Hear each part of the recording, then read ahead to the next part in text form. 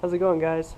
Today I thought I'd give you kind of a walk around of my 2018 Accord Sport. This is the 2-liter version, which is about a $4,500 difference between the 1.5 version and the 2-liter. And I'm going to kind of go over the differences between the 1.5 Sport and the 2-liter Sport. It's not just the engine and transmission that are different between the two. It also comes with some features that may impact your preference, whether you want the 1.5 Sport or the 2-liter car, because it does come with a few other options that the dealer may not make you aware of.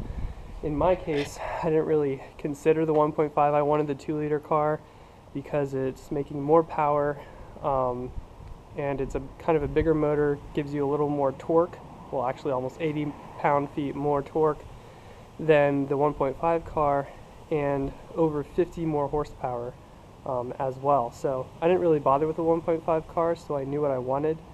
But the dealerships that I went to in the area, they told me that the only differences between the two versions of the Sport were the engine and transmission, which is strictly not true. So the following features come on the 2-liter car because it's based off the EX version of the Accord rather than the LX. The 1.5 is based on the LX, so it comes with kind of your base level of trim level options, whereas the EX one adds a few other goodies as well on top of that. So the 2-liter car comes with moonroof, heated front seats, smart access, which is if you have the key in your pocket and you go up and you pull on the door, it'll unlock for you. It also comes with remote start and LED fog lights as well.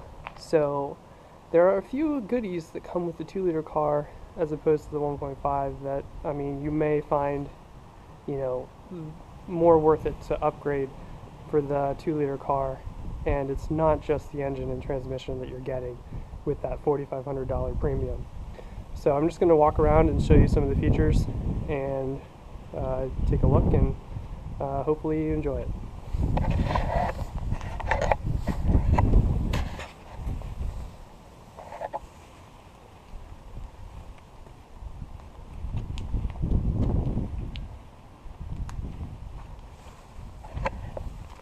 Here's the Honda sensor. It's the radar thing for the cruise control. It senses the distance of the car in front of you, and it'll also tell you if you need to brake. If the difference in speed between you and the car in front of you gets greater and greater and you're not braking, it'll actually tell you to brake. So that's kind of a cool feature. It's got the new Accords, all the 2018 Accords have full LED daytime running lights, as well as turn signals and normal low beam lights. The only ones that get the LED high beams are, I believe, the Touring model. So none of the 2-liter Sports nor the 1.5 Sports get the LED high beams, but they do get the full LED daytime running lights and low beams. And then, as I said before, the 2-liter Sport gets these LED fog lights as well, and the 1.5 car, I believe, does not come with LED fog lights, just incandescents. So that's a big feature upgrade with the 2-liter car. All Sports come with these huge 19-inch wheels. I didn't like them at first because I'm more of a polished rim guy, if you will, or painted rim guy. I like my wheels to be shiny, typically, but this the black paint here with the polished face, it's growing on me. And I understand now why a lot of car manufacturers are doing the black painted rims. It's because it really does mitigate how much dirt you see. These wheels are not clean by any stretch of the imagination, but they do look clean because, the face here that's polished doesn't get as dirty as the inner portions of the wheels. So, I mean, for someone who likes their car looking clean, I think it's kind of nice, but also it's deceptive because your wheels could be very dirty and you may not know it. So moving on, it does not, the 2-liter sports, none of the sports come with automatic folding mirrors, just the manual folding. I believe the Touring you can get the automatic folding mirrors. There's the moonroof with the Sport 2-liter car. 1.5 doesn't get that. And then I spoke earlier about the Smart Access feature. So if you have the key in your pocket or, reasonably close to the door, you can just walk up and you pull the door handle like this and it unlocks for you. And then there's this little ribbed section of the 2 front doors, and you swipe across that and it locks. So unlock, you just have to put your hand in the handle, and then lock, you can do that. And also with the Smart Access, say you unlock it like that and you walk away, you can set it so that it automatically locks itself if you walk away from the car. It senses the key leaving and it will automatically lock itself. So you don't have to worry about locking your car every time you get out of it. So the interior on the 2018s is very nice. Fit and finish is great. Now the sports don't have leather. They have this combination of cloth insert and vinyl trim, but it does a pretty good job of mimicking leather. I think it looks really nice, feels really nice. And everything is set up really nice in the car. All the gauges are really nicely laid out. This touch screen, they did a great job with it. I think it works very well. Also, you'll notice that these buttons light up. So when you have the car off, nothing shows on the automatic climate control display. But as soon as you turn the accessory on, everything lights up. So the heated seat button here that icon doesn't light up unless you have accessory on or the vehicle on. So that's kind of nice, it hides itself. There's heated seats. Something that's been mentioned in other reviews that I really like as well, with the climate control, so you have auto and sync over here, so you can select if you want driver and passenger to be locked together. But then something that's really neat is if you change the temperature on the dial here, see how it says it's blue on the left, red on the right. As you spin the temperature control dial, it lights up to coincide with the direction you're spinning it. And after you stop spinning it, it turns back to white. So we're going hot here, it lights up red, goes back to white. Going colder, lights up blue, and then goes back to white when you stop. And it's like 30 degrees out, so we're going to set it pretty warm. Also, another feature you get with the 2-liter Sport, you can see there, heated mirrors. The 1.5 cars do not have heated mirrors. So that's another upgrade feature of the 2-liter versus 1.5 cars. Up here is the moonroof, and it works very much like a regular moonroof. It opens fine as usual. The controls are very easy to use. Vents nicely. So I'm really a fan of that because I came from an 07 SI, Civic SI, that had a moonroof, and I really wanted a moonroof. So it's really nice that the Sport does come with that if you get the 2-liter car. Something that's taken a lot of getting used to with the 2018 Accord, I have the 10-speed auto. You can also get it with the 6-speed manual in the 2-liter car, or you can get the CVT with the 1.5. I didn't want the CVT because, while the CVTs are good for gas mileage, I don't like the artificial nature of it. It just feels very, it feels fake. So when you go into the manual mode with the shifter paddles, it just doesn't feel like it's going through gears, because it isn't. So I went with the 10-speed auto, and it has these push buttons, which takes a lot of getting used to at first. I've had a hard time getting used to pushing buttons because I'm used to, shifting with my hand with my Civic, and I have a Jeep, so shifting this way with the lever is normal. But pushing buttons is it's a different world, and I think a lot of vehicles are going this way. And I think Honda did a pretty good job of laying these out, as you might expect if you were to lay buttons out rather than a shifter lever. Also, parking brake is electronic, so Please that takes press the brake pedal to release the parking brake. Yeah, and I call her Veronica. The car actually talks to you in like a 1980s voice. So if I can get up to the speaker here.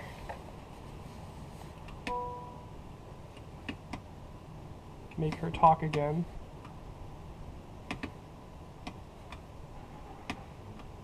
I don't think she's going to do it this time. Anyways, everything's really nice inside. I don't know if you can see here. The gauge on the left side of this screen, currently it's set up as the tack. Let me close the door. But if you press home on the steering wheel on the left side, you can switch between different modes, so you can see your range, fuel economy, speed and time. It'll show you your audio, what you're listening to. You can also switch audio modes in here as well from the steering wheel. You can select phone, you can call somebody or receive a call. It'll also read the traffic speed limit signs, and it can display it in the left. Default is in the center of the screen, but you can actually make it display all the time on the left side if you want. Driving support, that's the distance between the car in front of you, so it'll tell you how many yards are between you and the car in front of you. It has a driver attention level, so like if you don't use the steering wheel, if you're not using the gas a lot, it might tell you that you're falling asleep or something. Maintenance tells you oil life, and other notifications that may come up will display there. And then safety and support, this is all the Honda sensing features that the car comes with. All 2018 Accords come with most of these standard. The one that the 2-liter car adds over the 1.5 is this icon here, which is the blind spot monitoring system. It has little icons in each mirror that light up when there's a car in your blind spot, and if you decide to change lanes, you put your turn signal on, and if there's a car in your blind spot, the car will beep at you, and it'll flash whichever side mirror has the blind spot in it that you're trying to turn into that lane. So the 2-liter car adds that over the 1.5, which is kind of nice. And you can obviously select to turn any of these systems on.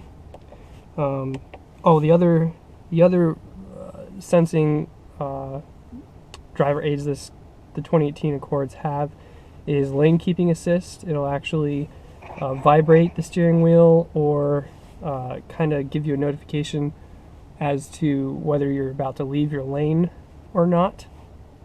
It also has radar cruise control, so it'll keep a certain distance between the car in front of you, and you can set that distance.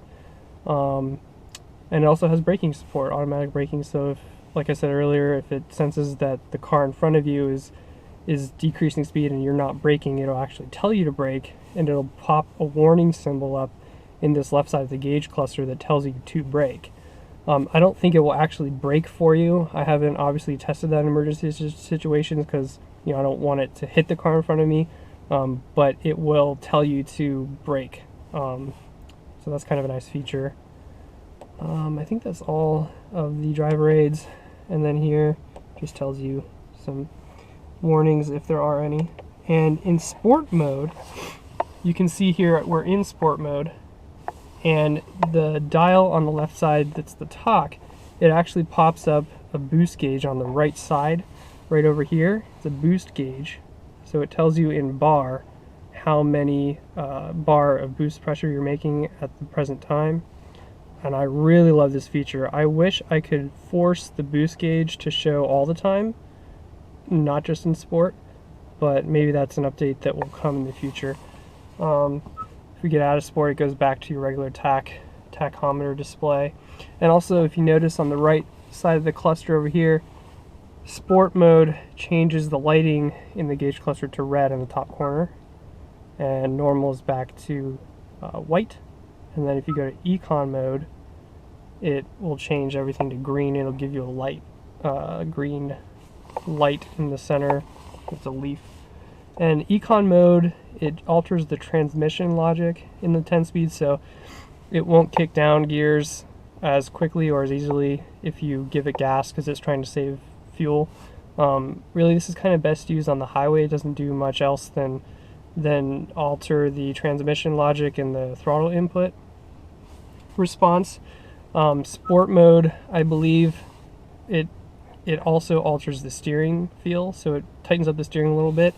And also sport mode causes the transmission to stay in gears longer, downshift harder and quicker. So you're coming up to a stop sign and you're braking. In sport mode, it'll downshift for you all the way down, from 7, 6, 5, 4. It'll downshift and kind of blip the throttle for you. It's a really neat feature.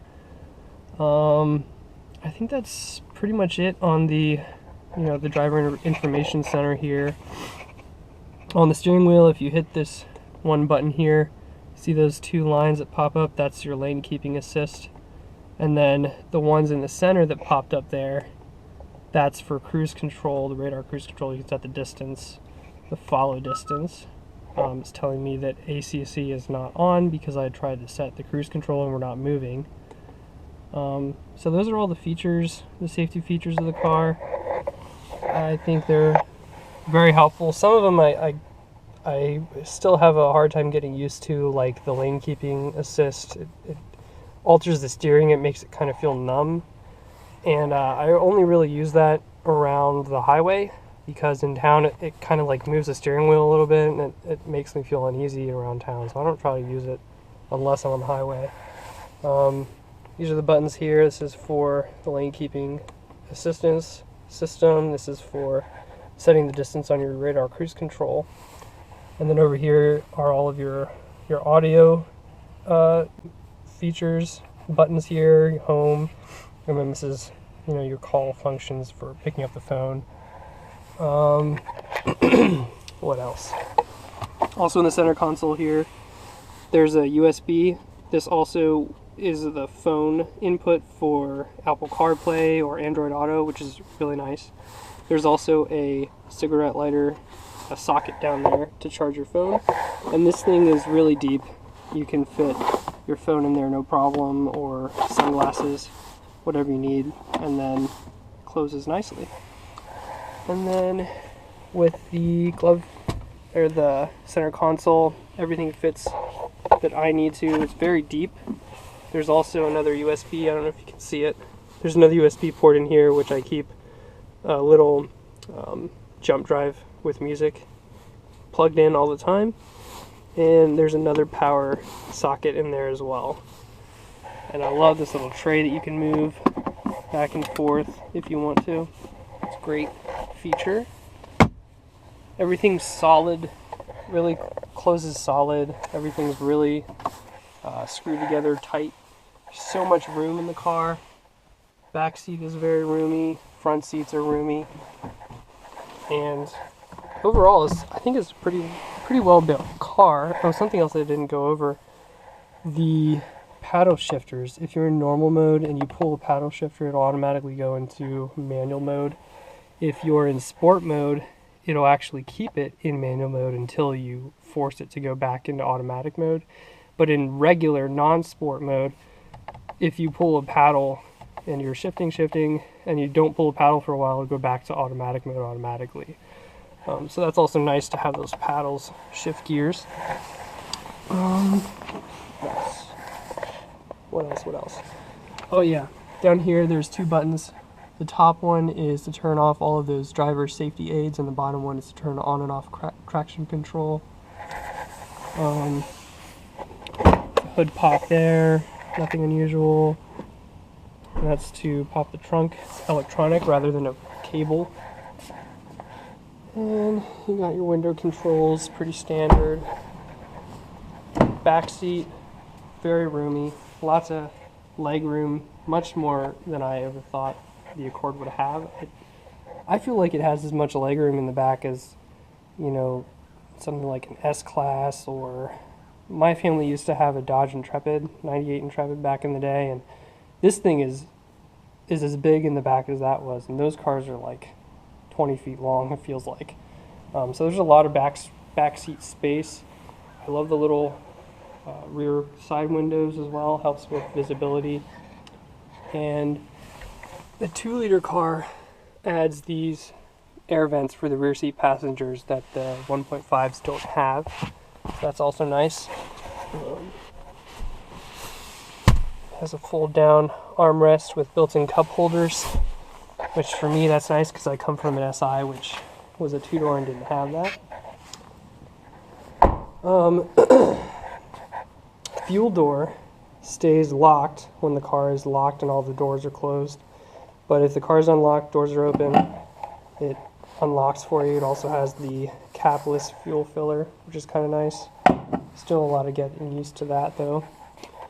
Trunk is enormous. I don't know if you can really tell how wide it is from this angle, but I mean, I could basically lay down sideways in the trunk and have no problems fitting in there. And something else that's really nice about the Accord, 2018 Accords, is the spare. A lot of cars nowadays don't come with even a space saver spare because of run flat tires, but the 2018 Accords come with a space saver, so I really like that for safety as well. The one thing I don't love about the 2018 Accord is it doesn't have a handle to close the trunk.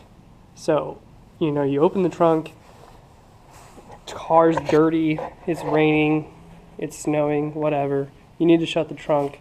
You don't want to touch the paint surface, right? Because as soon as you touch it, you know, you have dirt on your hand, right? So I think something that maybe could have been improved is maybe they could actually put a handle here, because if you see, there's an indentation, but it's not a handle. You can't pull with that. So what I might end up doing is putting like a pull cord, just a little piece of string here, so I can pull this shut, because as of right now I've been using the latch to shut it. So I think that could be improved or added on later. So I'll show you take a look at the motor here. Got to put the camera down to open the hood here. So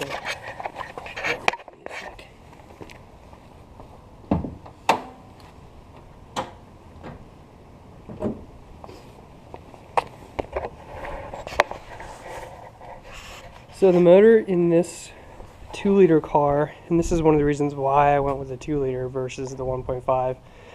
From all the research I did, the engine in the 2-liter Sport Accord, and really the Touring, you can get the 2-liter as well, but the 2-liter in the Accords is virtually identical to the 2-liter in the Type R, Civic Type R. And the differences are major, but they're not so major that it's a different motor. It's still a K-series. You know, all these motors are K-series motors. But the main difference between the 2-liter in this Accord and the 2-liter in the Civic Type R is it has a smaller turbo in the Accord so that it spools a little quicker and it spools earlier for better city, around town, normal driving. Whereas in the Type R it has a larger turbo, so it takes a bit longer to get on. Which, I mean, it pulls really hard in the Type R once you get up to about 4, 5, 6,000 RPMs and keeps going. Whereas in the Accord, since it has a smaller turbo, it's making less boost, it spools early and then it kind of maybe dies off around 60 to 6,000 RPMs. So as a result, this car feels very torquey around town. You give it gas from a stoplight or something, and it really takes off. It feels very strong. The specs say that this car makes 273 pound-feet of torque from 1,500 RPMs to 4,000. So that's a pretty decent-sized torque curve for a little 2-liter. And I think the power figure comes on, I want to say around 4 or 5,000 RPMs is when it starts making its 252 horsepower. So it spools very early, feels very torquey, and the reason why I wanted this is because I wanted a car that felt stronger on the highway, had more power for getting on and off the highway, because I do a good bit of highway driving for work, and they don't sell the V6 car anymore, so 2-liter Sport was the way to go. And I think it pulls pretty good for me. I mean, it's not a rocket ship. It doesn't blow Corvettes or anything away, but it's quick enough for me. I mean, I came from an '07 SI with 197 horsepower and 139 pound-feet of torque, and it was making all of that at 6,800 RPMs and up. So to go from that, more than doubling the torque figure at only 1,500 RPMs, this car feels totally different in character. This motor feels totally different compared to the SI's motor. It's not a high revving motor. It sounds good, but it doesn't scream like the K20 Z3 did from the SI. But it's powerful. It's strong. It moves the car well. And the car is only, I think, 3,200 to 3,400 pounds. So it's not like a 2-ton car or anything. It's lightweight for how big it is, I'll put it that way. Only about 400 pounds more than my Civic SI was. So everything is tight in here, but also another big feature about this car that I love compared to the SI. So on the SI, the oil filter was on the back side of the motor in the SI. So in order to change the oil on my SI, I had to jack the car up, take the passenger side front wheel off, pull back the fender liner, and get on the other side, the back side underneath, over the drive joint, the drive shafts. And that's where the filter was. This car has the filter just right underneath the engine. So like you go maybe around this area underneath, and the filter is just right there.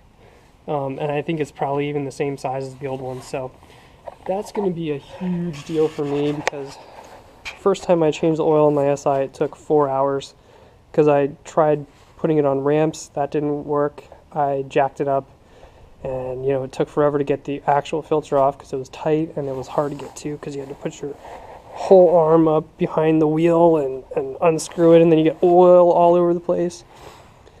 So changing the oil on this car is going to be such a dream compared to the SI. Of course, I'm going to have to jack it or put it on ramps, because I can't fit my head in there. It's not intuitive to get under there, right? So I am going to have to jack it or put it on ramps to change the oil, but it's a small price to pay for having it much easier to get to. And another thing is, this car takes 0 W20 oil, which I think is unusual, because I've never had a car that needed 0.20, but I guess with the turbo motors, they need a lighter weight when cold, so that the oil can circulate through the turbo easier when it's cold. So maybe that's why, but all in all, it's a pretty well built car. I think it'll hold up pretty nicely. I'm planning to keep it for a while, so hopefully the reliability is just as good as most other Hondas. What else was I gonna say? Yeah, I bought it with 269 miles. The dealers in the area didn't have any 2-liter sports in blue. Actually, there weren't really any 2-liter sports in the area at all because they just started the 2-liter sales in, I think, November, late November. And I bought this car December 16th. So there really weren't any 2-liter cars in the area. And the dealers went to, they say they would go within a 100-mile radius to find, my car, the car I wanted, on a lot somewhere rather than ordering it from the factory. So this one came from Maryland. I think the Baltimore area had 269 miles, and it just has over 1,100 now. So no issues so far. Put 3 tanks of gas in it so far, and yeah, I think it runs very well. It serves my needs perfectly as a daily driver, and we'll see how reliable it is over time. But I just wanted to walk you around it, show you some of the features of the 2-liter car that are different from the 1.5. If you're looking at a sport, those are some things you might want to take into consideration, that if you're on the fence as to a 1.5 versus a 2-liter car, it's not just the engine and transmission that are different. The 1.5 cars, like I said earlier, are based on the LX, so it has, kind of the base model features. Whereas the 2-liter car, as I showed you, has, moonroof, heated seats, remote start, which actually I didn't demonstrate for you. Demonstrate that now. So with remote start, you lock the car. You have to lock it first, and then you hold this button here with the circular arrow thingy, and it starts. And then you just hold it again to shut it off. So that's one of the features that the 2-liter car adds over the 1.5 is the remote start, which when it's in the single digits or teens like it was here in Pennsylvania last week, something you might want to consider is remote start. So thanks for watching. As always, leave a comment below. Let me know what you think. Hopefully this video wasn't too long, but I just wanted to walk you around some of the features of the 2018 Accord Sport, the 2-liter version, because it doesn't seem like there are a lot of those out there, at least in my area, for sale right now. So hope you enjoyed it. Hope you learned maybe something new about the new Accords. And leave a comment below, as I said. And thanks for watching. Have a good one.